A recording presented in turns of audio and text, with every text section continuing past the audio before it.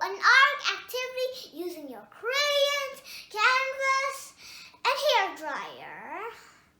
I'm going to use this canvas to put all the crayons on top of it.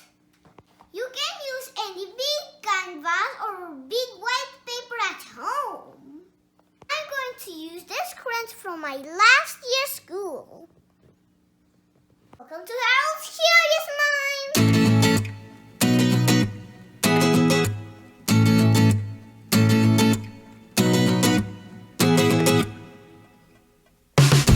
I made this protection, so I'm going to put the canvas right on the nail right there. I'm going to line up my crayons or wax crayons, so I'm going to glue gun them.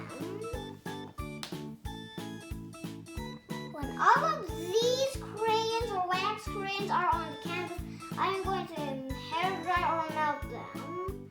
That hurts. Remember guys, you don't need to buy a new one of these wax crayons. You can use these old ones.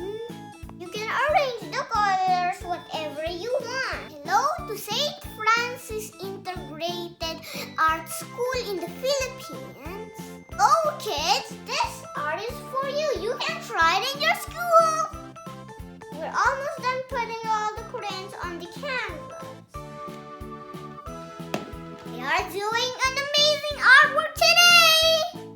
Guys, we're already done putting the crayons and we're going to put it against the whiteboard and we're going to melt the crayons. Guys, we're all set up and I'm going to melt these crayons using the hair dryer.